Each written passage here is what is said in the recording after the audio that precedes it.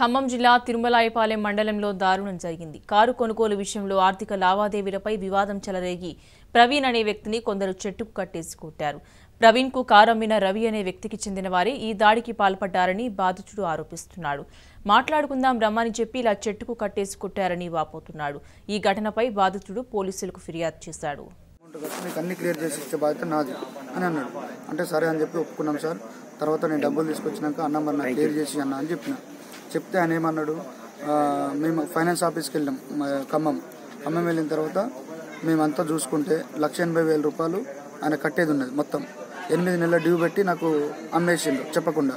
ముగ్గురిని తీసుకొని మా సర్పంచ్ గారిని మేము గ్రామం నుంచి వచ్చినాం సార్. ముగ్గురం వచ్చినాం. అయితే వాళ్ళు 10 మంది 20 మంది వచ్చారు సార్. మొత్తం వచ్చి మాట్లాడుకుందామని మమ్మల్ని అటు ఎంపీడీ ఆఫీస్కి తీసుకెళ్ళింది సార్. ఇదే అంశానికి సంబంధించి మరిన్ని వివరాలు మా రిపోర్టర్ సంజీవరావు అందిస్తారు. సంజీవ్, చెప్పండి, అసలు ఈ వ్యక్తిపై దాడికి సంబంధించిన వివరాలు ఏంటి, ఎలా జరిగింది?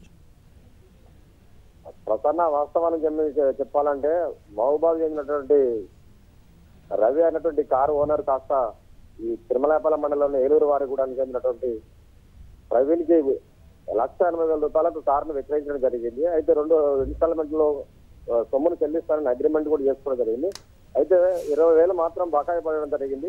దానికోసం రవి తన అనుచరులతో వచ్చేసి పట్టబగలు ఆయన సొంత ఊర్లోనే ఒక గ్రౌండ్ లో తీసుకొచ్చి తాడుతో చెట్టు కట్టేసి అతన్ని ఇష్టానుసారంగా బండ బూతులు తిరుగుతున్నప్పటికీ అక్కడే ఉన్నటువంటి కానిస్టేబుల్ మాత్రం ప్రేక్షక పాత్రగా పరిమితం అయ్యాడు. ఆ తర్వాత తన మొబైల్ తో చిత్రీకరించడంలోనే సంబరపడిపోయాడు. ఆయన మునిగిపోయాడు. ఆ తర్వాత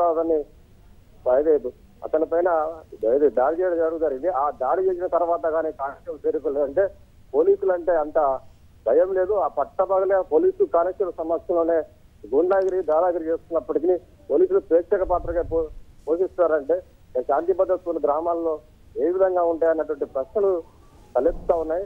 మొత్తం మీద ఈ సంఘటనతో మాత్రం అటు కానిస్టేబుల్ మీద ఇటు ఎవరైతే కారు ఓనర్ ఉన్నాడో రవి అతని అనుచరుల పైన పోలీసు అధికారులు ఆగ్రహం వ్యక్తం చేయడం జరిగింది. తర్వాత వాళ్ళని కేసు నమోదు చేసే ఆలోచనలో ఉన్నట్టుగా మనకు అధికార వర్గాల్లో సమాచారం అవుతుంది. ఏదైనా పోలీసు శాఖ పరువు ప్రతిష్టలకు మాత్రం మచ్చగా నిలిచింది ఈ ఏలూరు వారికి కూడా సంఘటన చెప్పవచ్చు. ప్రసన్న.